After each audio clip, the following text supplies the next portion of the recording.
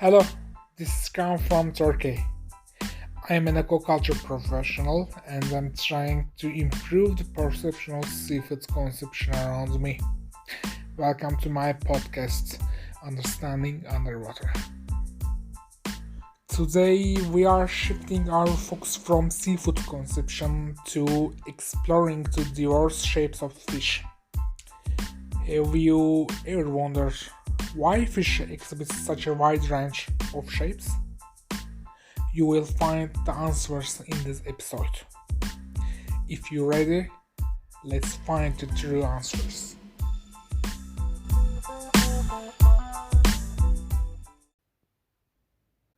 In the realm of submarines, we encounter a variety of creatures including fish, snails, shrimps, jellyfish, and even siphons. Interestingly, we know more about the underwater world than what lies above, making it a realm of mystery. In this podcast episode, our focus in solely fish. Have you ever considered why fish underwater exhibit a multitude of shapes rather than a single standard form? Let's ponder this question for a moment.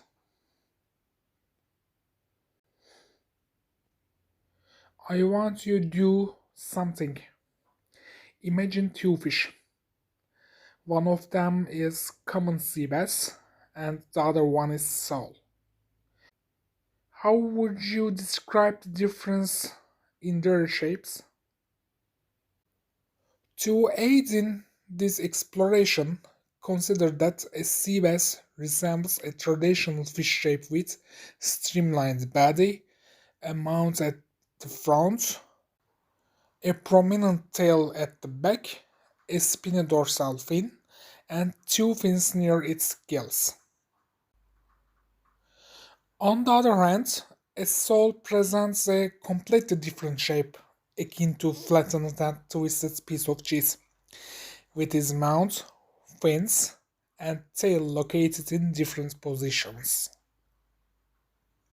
So, why do fish exhibit these varying shapes? One significant factor is their environment.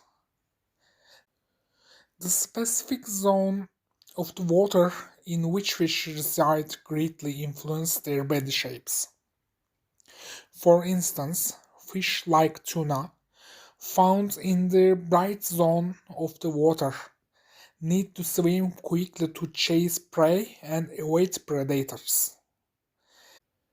Their streamlined, spindle-like body shape is perfectly adapted for swift swimming. In contrast, bottom-dwelling fish like turbot, which reside mainly in the sands, do not require high-speed swimming. As such, their fins and tail are not as functional as those of fish in bright zones. Various fish exhibit distinct body shapes, each tailored to their unique living and feeding habits. There are examples such as serpentine forms, torpedo or bullet forms, flattened forms, and laterally flattened forms. Flattened side of the fish is not have to be only bottom side, and top side can be flat too.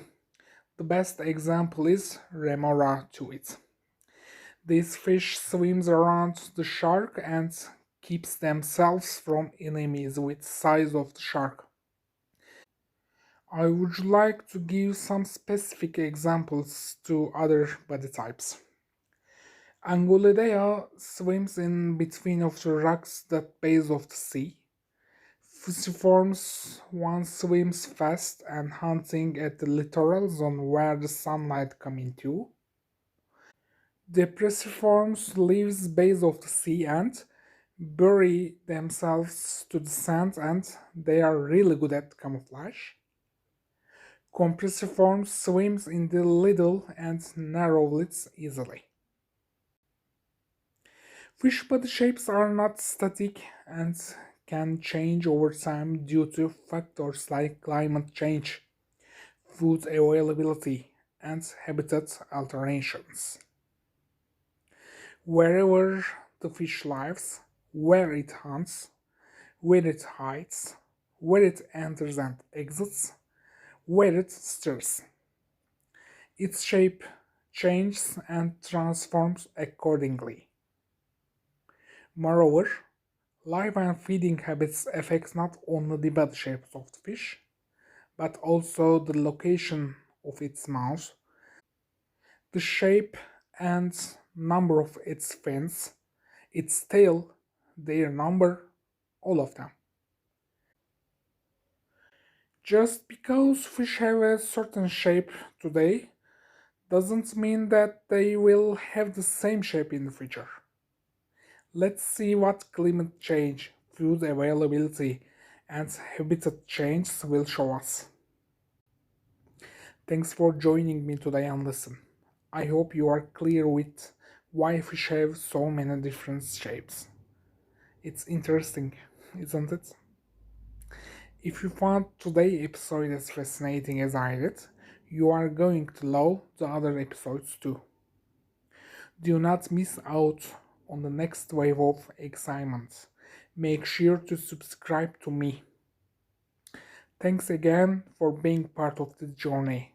Until next time, stay curious and stay hooked on Sea and Seafood podcasts. See you next episode.